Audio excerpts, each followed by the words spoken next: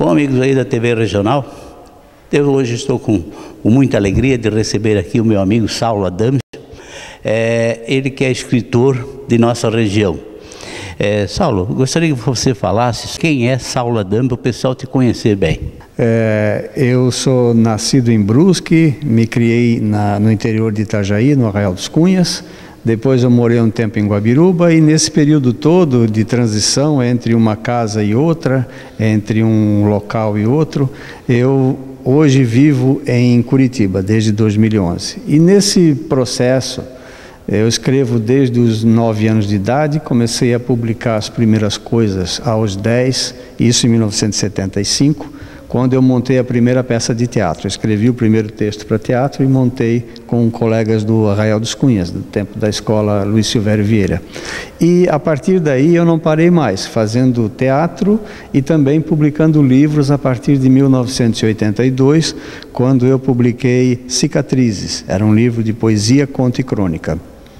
A maior parte dos meus 165 livros publicados até agora são autorais ou coautorais. Mas eu também, paralelamente, já desde a época dos Cicatrizes, em 1982, eu passei a editar livros de outros autores. Então, se eu pegar hoje aquilo que é efetivamente meu, autor, coautor, e juntar com a relação dos demais livros que foram publicados, a gente está falando de um universo de aproximadamente 400 livros de autores diversos, autoras diversas e dos mais variados temas. E quem quiser comprar um livro seu, procurar, se interessar mais nessa área, como é que ele faz? Se é um morador de Brusque, a Graf Livraria tem várias alternativas ainda para comprar presencialmente. Se preferir comprar via correios ou fazer contato online, eu não uso muitas ferramentas, porque eu não tenho tempo para ficar atendendo todas as pessoas que querem um Instagram e mais isso, mais aquilo, mas eu tenho meu e-mail, tenho meu Facebook, tenho meu WhatsApp, então as pessoas me encontram. E até foi um episódio curioso essa semana passada, que um leitor da Alemanha fez contato e está levando para lá o exemplar de um livro que eu publiquei em língua alemã também. Então, as pessoas se encontram e o caminho, os meios que eu ofereço, são meios que pessoas com 30, 40, 50, 60 anos de idade ou mais costumam utilizar também. Então, o contato existe. E-mail é o nome completo, é saulo.adame@yahoo.com.br. O Facebook é Facebook Saulo Adame, não tem ponto de divisão. E o WhatsApp ainda é Catarina, apesar de eu morar no Paraná, é o 47996718351. Esses canais são os mais eficazes, acessíveis. Então, os meios de comunicação estão aí para nos ajudar. E ele falou da idade do pessoal e tal. Eu fiz questão, aliás, a gente combinou de vir aqui na Casa de Brusque, que seria o ideal de você também, que não conhece a Casa de Brusque, vir aqui conhecer. E aqui é o teu garimpo, né? Quando quer escrever um livro sobre qualquer tema de Brusque, aí, uma vez ele contou para mim que aqui é o garimpo dele. Ele acha tudo que ele precisa da história do povo, de fotos antigas, tudo que ele procura tem aqui dentro, né? Especialmente, eu fiz questão de gravar aqui onde nós estamos. O pessoal está vendo aqui aos fundos, que há pessoas mais de idade, ali está a Calécia. Antigamente, ali transportava os defuntos de nossa cidade. É uma história rica, né, Saulo? Era o carro funerário oficial puxado por cavalos, e o seu Otto Kuchenbecker, que muitos anos trabalhou aqui dentro, ele brincava com essa situação. Ele dizia, nesse carro, quem ia embarcado no carro não voltava mais, e quem estava assistindo a passagem de quem estava embarcado não gostaria de embarcar tão cedo, era a brincadeira dele. Mas aqui, de fato, aqui é uma grande mina para quem procura qualquer assunto, não apenas sobre Brusque, mas assuntos de municípios que um dia também foram Brusque. Vidal Ramos, Botuverá, Guabiruba, Presidente Nereu, tudo isso fazia parte do território. Um pedaço de Nova Trento, ou Nova Trento inteiro, no tempo da colônia, em 1875, inclusive quando os meus antepassados vieram da Itália para cá, e também uma parte do município de Gaspar. Tudo isso era Brusque, e Brusque naturalmente nasceu de Itajaí. Exatamente. Então, se você quiser visitar a casa de Brusque, sabe os horários certinhos de atendimento aqui? Não, bom, eu sempre chego cedo. É só procurar, né? A casa de Brusque fica bem pertinho do Bistec, ele fica escondidinho, depois da Gara fica Bandeirante. Vem até aqui, faz uma visita no Alto Renoir. Pode vir aqui, eu tenho certeza que você vai se encantar aqui. Mas, Saulo, os seus projetos futuros de agora em diante, você está anunciando aí a Camicleta, Manual do Proprietário de Sala de Dump. O que é este livro maravilhoso? Esse livro é realmente uma experiência fantástica, é uma obra maravilhosa, é uma obra ímpar. Vou te explicar por quê. Existia uma telenovela no ar na Rede Globo de televisão em 1972 que chamava-se O Primeiro Amor. Ela foi escrita pelo Walter Negrão, novelista que acredito que várias gerações conheçam. E o Walter Negrão, faltando 20 capítulos para o final da telenovela, no maior sucesso do mundo, ele perdeu o ator principal. O ator principal, ele sofreu um infarto fulminante, não em cena, mas após as gravações, ele sofreu um infarto fulminante, ele teve que ser substituído.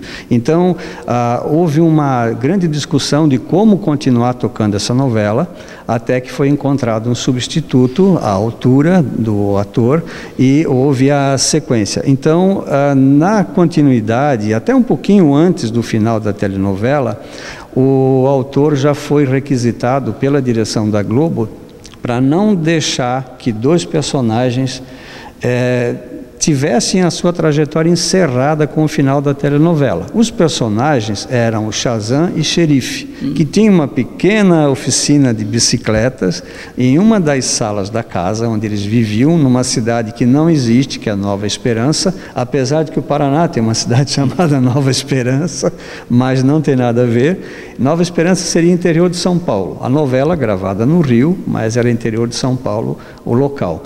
E esses personagens tinham um grande sonho, que era, como muita gente tem sonho, não nessa dimensão, que era fabricar uma bicicleta voadora. Então, eles estavam sempre atrás de uma peça mágica que pudesse realizar esse sonho. Ao final da novela, eles tentam, mas a bicicleta não fica no ar por muito tempo. Então, eles se autodeterminam a fazer o seguinte: vamos procurar um centro tecnológico onde a gente possa encontrar a tal da peça mágica que coloque a nossa bicicleta voadora no ar. E eles então deixam a cidadezinha de Nova Esperança e vão em busca do seu sonho. O que acontece? Eles chegam em um ferro velho e aí começa a série de televisão. Eles chegam no ferro velho e decidem que eles precisam mais do que uma bicicleta para eles seguirem viagem. Eles têm que ter uma oficina de bicicletas que dê autonomia para eles. É só o que eles sabem fazer: consertar a bicicleta e consertar equipamentos, a parte elétrica e mecânica de alguma coisa. Eles então constroem a Camicleta, que o que é? É um carrinho, tipo um furgão, feito com pedaços, sobras, é um Frankenstein da mecânica, e eles instalam na traseira tanto a casa deles, que tem lá a sua cama, a sua cozinha, é um grande furgão. E dentro desse furgão também tem os equipamentos que eles utilizam para fazer o conserto das bicicletas dos interessados. E começa então uma grande série de televisão de estrada, que é um dos gêneros que eu mais gosto. Por exemplo, eles saem de Nova Esperança a caminho de São Paulo, que é o grande centro tecnológico. E durante essa viagem deles, se passam 23 episódios do seriado de televisão, que passava às quintas-feiras, às 9 da noite, sempre com 25 minutos de duração. E depois, então, em função de logística, de tornar as coisas mais em conta, favorecer, porque a série era andante, né, era complicada, vamos fazer um seriado, transformar tudo em seriados. Nasceram 5 seriados. O Dinheiro Perigoso, A Pedra Maldita, SOS Rádio Jururu, Perigo Sob a Lona, que se passava num circo, que eles eram muito circenses nas histórias, e A Bicicleta Voadora, finalmente. Então, ao final de 1973, em dezembro de 73, a Bicicleta Voadora decola. Aí a série termina com eles voltando para casa, porque eles são sequestrados para voltar. Eles acham que vão morrer, mas quem mandou fazer o sequestro foi a mãe do Shazam, porque o pai dele estava doente e ela queria que eles estivessem em casa, porque ela sentiu que o pai ia morrer, né, o marido, e eles então voltam para casa achando que eles é que vão morrer. Então em casa eles reencontram a família, a série fecha o ciclo e além de ser uma série que lidou muito com esse imaginário infantil, porque era considerado infanto-juvenil, muito marmanjo assistiu, né? Acompanhou. E outra, é uma série rara, porque normalmente as séries de TV, seja daquele período, seja as atuais, elas não têm fim. E essa teve, começo, meio e fim. Os personagens nasceram na televisão, numa telenovela, e foram transportados para uma série de TV e pequenos seriados. Isso corresponde, para ter uma ideia de quanto esses atores trabalharam, eles fizeram 441 aparições na TV, entre janeiro de 1972 e dezembro de 1973. Depois, foram lembrados de uma telenovela, também do Walter Negrão, no penúltimo e último episódio. Ela se chamava Era Uma Vez. Em 1998, eles aparecem de novo procurando o caminho que os levaria outra vez para a cidade de onde eles vieram, que é a Nova Esperança. Eles estavam um pouco perdidos, que o mundo mudou 30 anos depois, né? E eles então estão voltando para casa, 25 anos depois, estão voltando para casa novamente e aparecem ali. Depois aparecem num especial da Globo, dos 50 anos da Rede Globo, com uma camicleta estilizada, mas o Paulo José já estava bem debilitado, com Alzheimer, mas ele, com Parkinson, perdão, mas ele ainda assim fez a aparição dele com o Flávio Migliaccio brincando do lado de fora da camicleta e foi muito emocionante. Bacana, né? Então é assim, esse ainda vai ser lançado, né? Ainda vai ser lançado. O lançamento dele está previsto para São Paulo e Rio de Janeiro, por aquilo que a gente está tentando fazer as agendas, deve ser confirmadas nas próximas semanas, em início de maio. Mas antes disso e posterior a isso, a gente vai tentar fazer encaixe de lançamento tanto em Santa Catarina como no Paraná, onde eu moro hoje, né? E talvez repetir aquilo que foi feito no lançamento da segunda edição, porque essa é a terceira e eu considero ela definitiva, eu vou te explicar por quê. Nós fizemos 5 lançamentos, nós chegamos a 5 estados, Rio Grande do Sul, Paraná, Santa Catarina, São Paulo e Rio de Janeiro. Eu quero refazer essa viagem, para que o livro, essa edição, essa versão, ela chegue novamente a essas cidades. Para isso, tem uma agência trabalhando, posso falar o nome? Pode. Tem uma agência trabalhando nisso, na divulgação, na organização, chamada LC, que é da Lilian Cardoso, é uma agência que nasceu em Santa Catarina, em Jaraguá do Sul, e tem hoje a sua sede em São Paulo. Então nós estamos trabalhando agora até o final do mês de março, o release e todo o material vai ficar pronto para a gente disparar para a imprensa nacional e vai ter distribuição nacional em livraria também. Então agora a camicleta vai poder ser estacionada, fazer uma revisão, trocar de pneu, encher o tanque de novo, é isso. E se alguém que tiver interesse em comprar a camicleta, ele pode entrar nos mesmos endereços que você passou aí, né?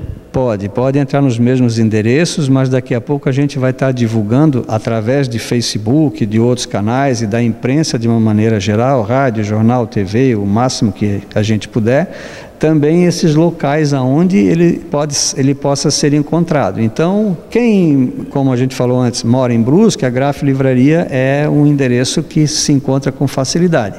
Nós também viremos para cá fazer sessão de autógrafos, evento, passar episódios, porque nesses 10 anos de pesquisa, eu encontrei o que era considerado destruído, eu encontrei 16 episódios completos da série. Então a gente vai criar pequenos eventos de bate-papo, sessão de autógrafo e exibição dessas histórias, que são histórias hilárias, e é uma série que teve origem numa telenovela que era em preto e branco, e ela também era em preto e branco. Não existe Shazam, Xerife e Companhia em cores, porque a cor chegou na TV brasileira só mais ou menos em meados para final de 1972, mas era caríssima.